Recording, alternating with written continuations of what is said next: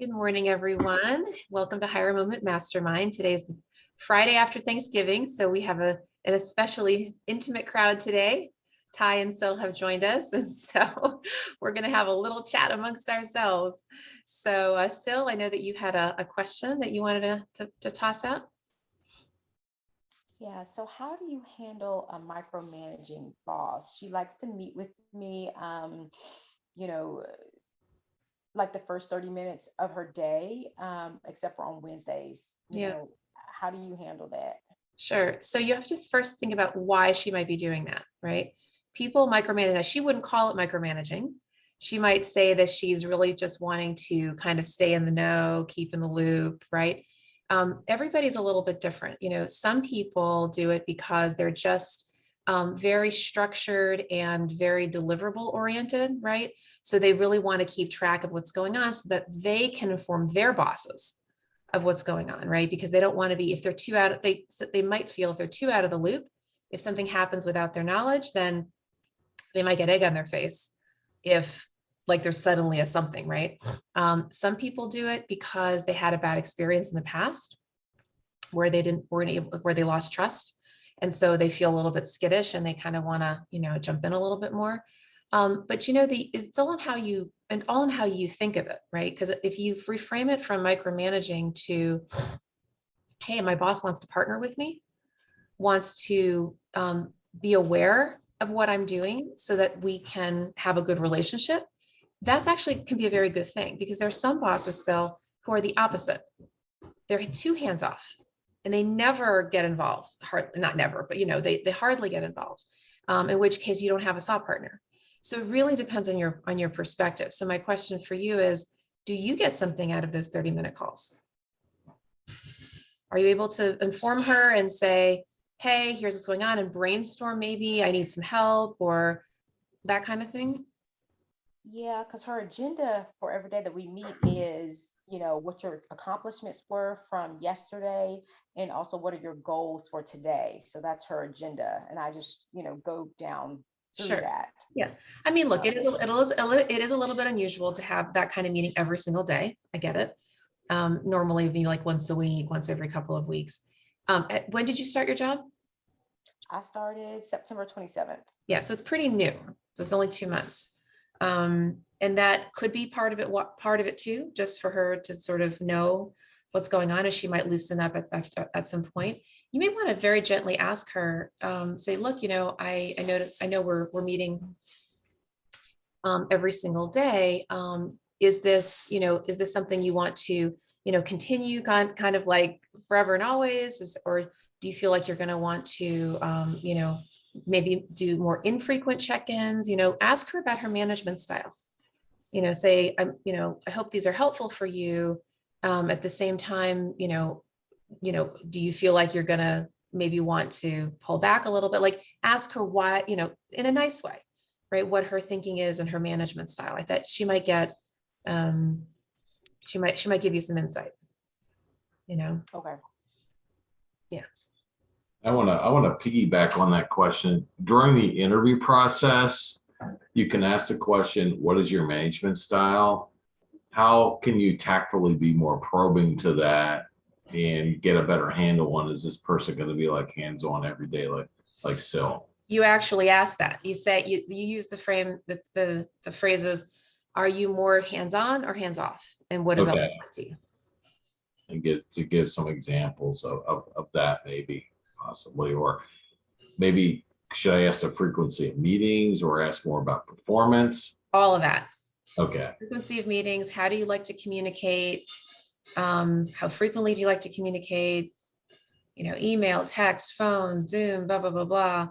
What's, if I have a question, you know, how should I best ask it? When, how, like all of that, just get into their style. Okay. Yeah. My other concern, of course, would be like, what's the pace, I guess? I mean, how do you delve more into that to get a handle on, I guess, the day to day, except by asking, what's a normal day like? Some of these, I guess, hiring managers, they end up just going high level and they won't jump into it. They won't. I had an interview recently where they said, how do you handle chaotic situations?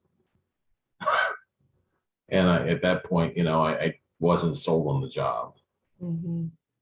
You're saying because they asked you that question? Yeah. I'm like, okay, if that's how you describe your workplace, that's pretty harsh.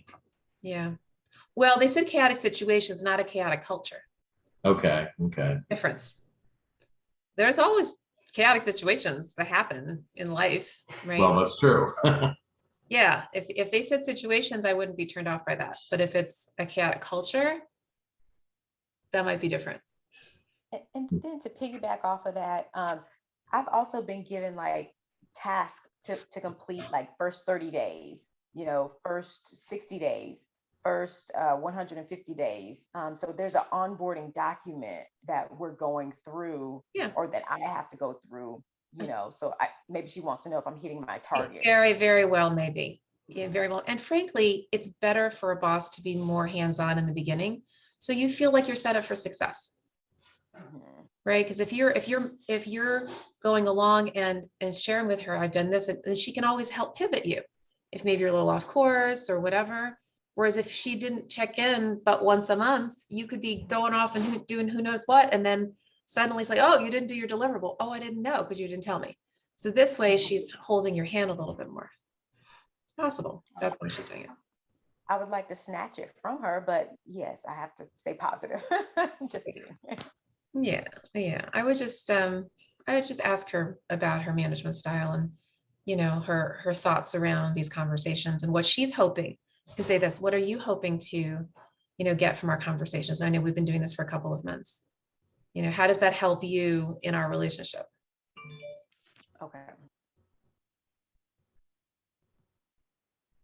I don't have a whole lot of questions, but I do have a comment. I have a friend in Pennsylvania, has two daughters, and one of them was asked by a previous employer to come back. She had taken another job for more money. The other one was asked if they would be interested in staying 3 months and gaining like 2.5% in like a $6 million company.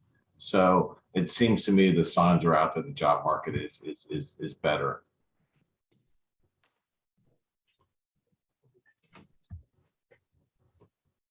I'm so sorry.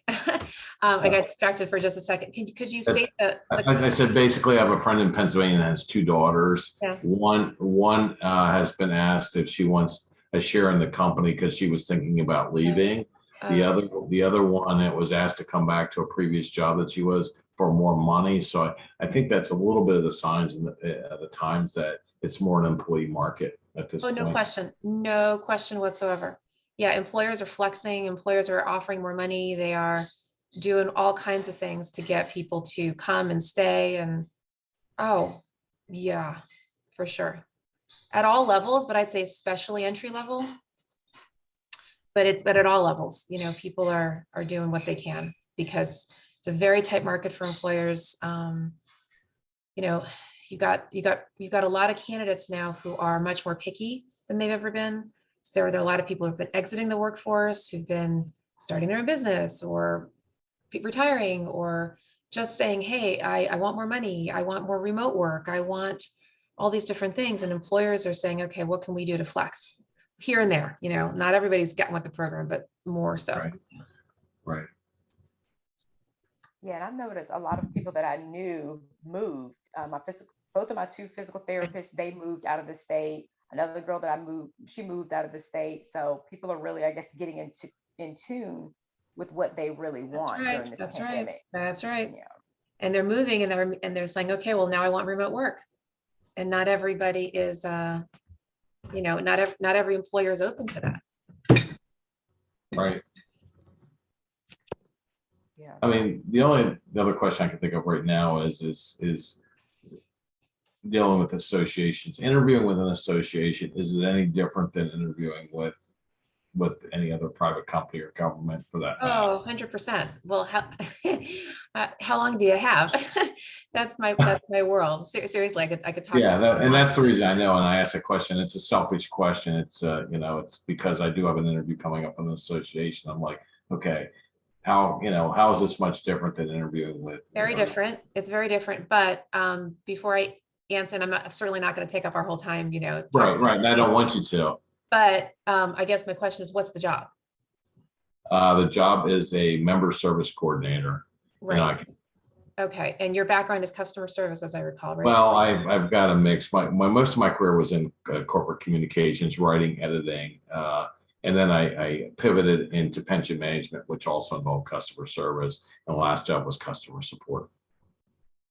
Right. So here's what I will, and is the association, do they have individual members or do they have corporate members?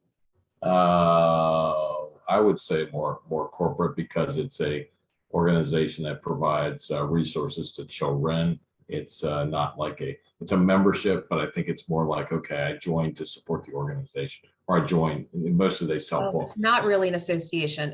I mean, it's a charitable organization. Yes, yes. Well, that's different. I'm glad. They call themselves, people that call members that buy. I understand. It's like the World Wildlife Fund. You're like a friend of, Yes. or yes, the friend of the zoo, that kind of thing. Okay, that's different. So these are almost their members are actually more donors. Yes, donors. Yes, correct. Yeah. So that's a whole different thing. So I was going to go on the membership thing, but this is really Okay. not.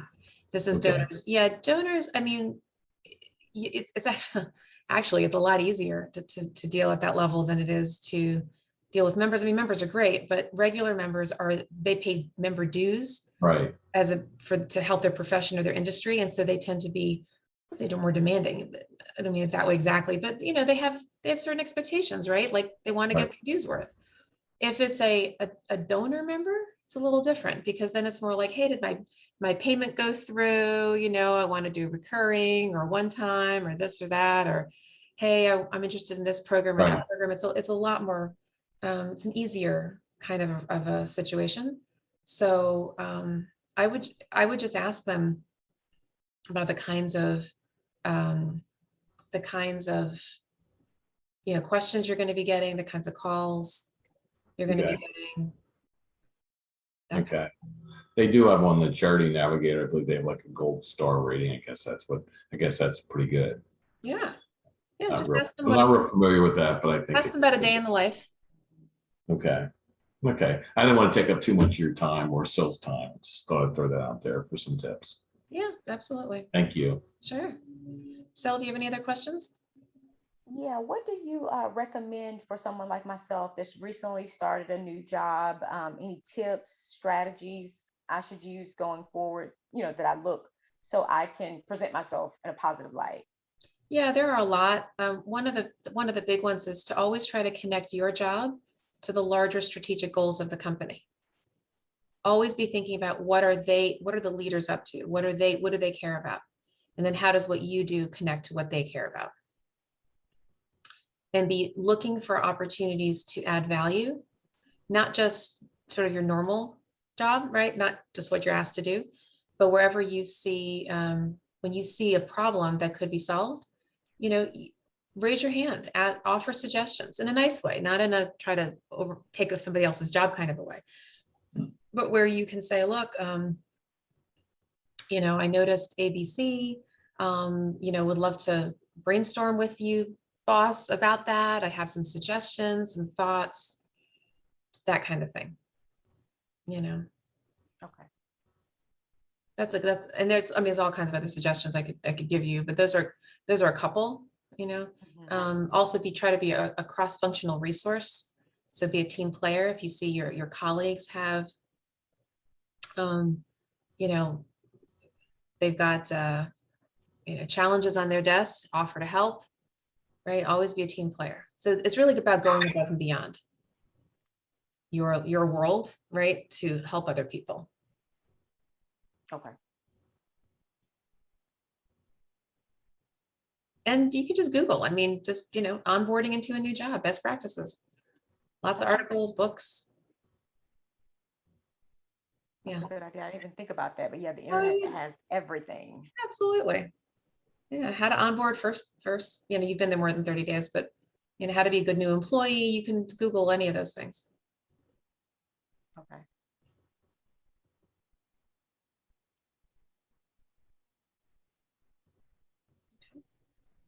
Other questions? I don't have any other questions. I'm always looking for tips for anything that you can throw out there or anybody else can throw out there. So I are you mean, working now or? I'm in transition right now. I had the last job I had for about 5 months, and it just wasn't a good fit.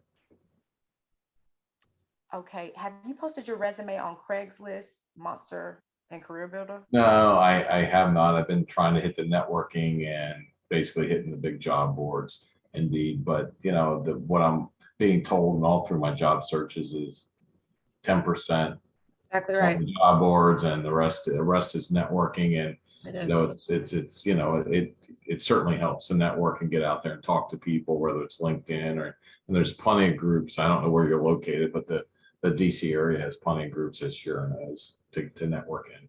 Yeah. And so you've been working now for a couple of months. So you're not in a job search. You stay on these calls for onboarding kinds of questions. Onboarding to stay motivated, to keep my finger on the pulse of, what's going on job related wise in the DC area. So yeah, just encouragement. Yeah. We're great. We'd love to keep having you here. So Ty, I have shared with you guys the videos, right? I know I've done Yeah. that. So Yes, have you availed excellent. yourself of them? Excellent. Yeah, I've watched some of the videos. I think that they're certainly very helpful. You know, that the website's great that you have with the resources on there. It's fantastic. Good. I'm glad. I'm glad. Have you also availed yourself of the other job seeker groups, 40 plus, Career Confidence, CNM? CNN I was involved in first. I'm still involved in that. I'm also Kevin Conifee's interview group. I don't think there's a problem with my resume. I think it's a matter of how many lines I have out there. I think that I'm getting interviews. Well, the reason, so which is great. The reason why I mentioned the other groups, 40 plus and career confidence, because they have other speakers, folks like me, folks like Vern, folks that are in the career world who give tips every single week, so that it's not about your resume, it's about the whole job search. Right. And they deep dive into different topical areas. So 40 plus is 40 PLUS DC. In fact, let me just pull up my, I have a slide that I used to use here on HMM here I signed up for the boot camp in January. I guess it's the JAA has. the JCA, you mean? Yeah, JCA. I'm sorry, JCA has. Yeah. So JCA is one of them. So that's the one down here. CNM, about 40 plus here, 40plusdc.org, career-confidence.org. Those are the two that I was mentioning. And there's a couple other ones here, POAC, which is the Department of Labor, and then BANG. It's good for skill building and it's good for networking. There are people who've gotten jobs because they've networked with people. In fact, we had somebody on this group a long time ago who, Kimberly, who she connected with somebody else on this group who then introduced her to another networking group. And in that networking group, somebody in that group was able to do a referral into the job that she now has. So you just never know. So basically that's what I'm trying to do. And thank you for bringing those groups. The more exposure I can get, the better. Yeah. Always good to keep your network open and keep on networking. Yeah, the job boards, you're right. I mean, they only work about 10% of the time because there's so much competition on those boards, and employers are a little overwhelmed, frankly, with the amount of responses that they get that are of people who aren't really qualified, and so it's it's just important to keep your network, because people do business with people they know, like, and trust. Did you see the video that I have called Accessing the Hidden Job Market? I have not seen that, no. Okay. That I'll show it to you. And still, that's really cool that you got hired from your Craigslist and Monster. People do get jobs. I'm not saying they don't, but statistically, you're like part of the 10%. Okay. Yeah. I'm so glad it worked for you. I mean, look, as a recruiter, once in a while, I've posted a job on Indeed or whatever, and I've occasionally, gotten to place people. So it does work. But, on average, it's a lot better to balance your job search with networking. Do something. You can do some job boards. In fact, I wouldn't say to stay away from the job boards. Just don't focus exclusively on the job boards. That's all. Okay. Yeah. But anyway, so yeah, let me pull up that video for you. Yeah, What because I, when you say what I, the video, when you Yeah, say so the I'm videos, you mean on your website, on my right? website. Yeah. So here's my Okay. website, purposefulhire.com. And then you go to the job seeker Okay. tab and then go down to Shira Speaks to Job Seekers. And then Okay. down here, these are all hyperlinked. They're gray, but they're hyperlinked. And so this one here, accessing the hidden job market, is all about networking. And I have this whole, this framework that I call the family tree networking, which is basically, I say twins, siblings, first cousins, and second cousins. And in fact, I can just show it to you real fast.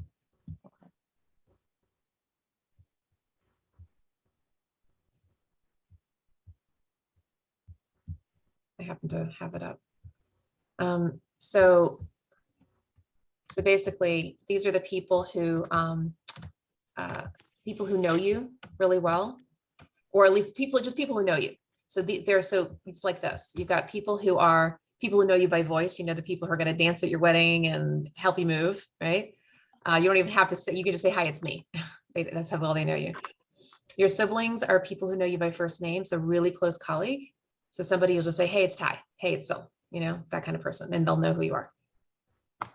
The first cousin is a dormant relationship, a past relationship where you had a very warm connection. You left in good, whether it was 5 years ago or 25 years ago, it's a, hey, blast from the past kind of call, right? And there's a whole place for that. And those actually are I'll call them resurrected relationships. And those are some of the most powerful because you guys forgot about each other until one of you found each other. Hey, I found you on Facebook. Hey, I found you on LinkedIn. Oh, so-and-so reminded me of you. Oh, how are you doing? And you have a nice, natural, authentic, resurrected conversation. And then you never know. I had that happen recently in the last couple months ago, ish, in the recent past, where I had two colleagues. They're other consultants like me. They're in the tangential world to mine.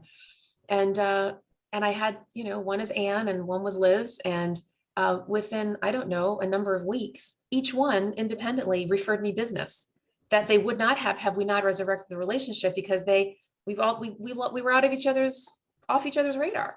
And by networking, I reminded them of some of the things that I do. And then they had an opportunity to refer business because they had a client that they couldn't help, but they felt that I could. Right. And so the same thing with job search. You never know, when you're talking to somebody like, oh, I'm so glad you called. I just met somebody who needs to know about you, or maybe not that call, but another, weeks later, I don't know. You never know. You just never know.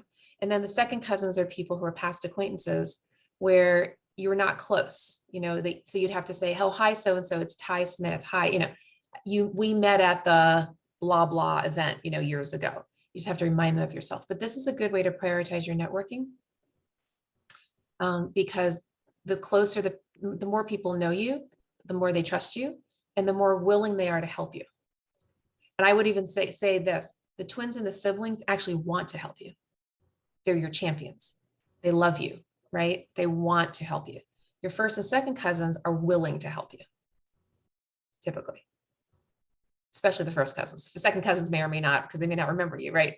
But the first cousins will be like, oh, sure, happy to help, if they think of something. But the twins and siblings will often be proactive for you, like they're literally thinking of you. my feeling is too, is there's people out there that want to help you and there's people that don't want to help you. If they don't want to help you, just move on. Yeah. If they want to help you, just keep in touch with them. And Exactly. and like when I do find a job, so I will go to LinkedIn and look to see if there's anybody in my network that could help me. Exactly. Yep, that's right. It's all about relationship building and helping each other. Yeah. But this group here has helped me tremendously in the networking and getting my questions answered. And I really appreciate this year's time and what she does. Yeah, definitely. I remember asking Shira on one Friday, oh, it's been 3 months. They've been checking my references. Do you think I could get the job? And it turns out that yeah, I did end up getting that job. I just needed a little bit more patience. And she Yeah. decided not to check my references and check with my supervisor only, and then offered me the job. So You never know what's going yeah, on behind the it's scenes. great. Never know. True. Things take a lot longer than you think they will. Because these people are busy. Employers are busy. They got all kinds of stuff going on. And they'll get to the search when they get to the search, and like that. So how would I use maybe LinkedIn or some other website to find a mentor outside of my job? Do you have any Um, tips on that? Or yeah, I would go and look for people who either do what you do, who've been doing it longer, or who do it at the next level up. What do you do, by the way? I am a program analyst. I'm a contracting officer representative, so I do contracts. Okay. So for a government contractor? No, a federal agency. I'm a federal employee. Oh, you are a federal employee. Oh, interesting. If that's the case, then I'd ask your boss and say, look, I'm looking for, just be very open about it. So I really am looking for mentors. I mean, obviously you boss are a mentor of mine, right? But also I'm looking for people who are my peers. And I'm wondering if you know of anybody who's maybe been successful at this and has been doing this for a long time that you could recommend. Go to your boss first. Go to your boss first, and then ask other colleagues and look at other divisions in the agency, and just, there might be somebody who's parallel to you, who's been doing it a long time, who you can call. Yeah, I don't think you need LinkedIn for this. I think you can just go with relationships. Okay, cool, cool. Would there be any professional groups that cover that area, that what you're doing? There very well might be that. Thank you for saying that. So ask your boss if there are any professional societies. They would use just like the National Association of something, like contracting officers. I don't know, but there's usually there's an association for everything, really. So there's likely one for what you do. Yeah, because somebody was telling me Facebook has a lot of groups, and so my hairstylist was telling me how she had joined one of the groups on there, and it's her thing was it's more so for friendship. But what do Yeah, you think about Facebook groups? absolutely. Depends on who it is, what you're looking for. And if you're just looking for professional connections, I would doubt that Facebook has that kind of group. On the other hand, you never know. Now there is an organization. Well, it's executives. It's called FEW, Federal Executive Women. So that may not be exactly right for you, but ask. Facebook is fine, but again, I don't know how. Facebook is typically more on a personal level, little like moms or people who like to hike, or like Meetup. It is the so LinkedIn might have a group. You could look for that. But I really think that going to your colleagues, your boss, and asking about any networking groups they belong to, any associations that are in your space, that would be the most helpful, I think. My question would be, is what would be the purpose? What are you trying to achieve? Are you thinking about upward mobility, or are you just thinking about in your current job, what you want to be the best you can be? And because if you want to go upward, maybe you want to find somebody that's up a notch or two. That's just my thought. Okay. Yeah, thank you.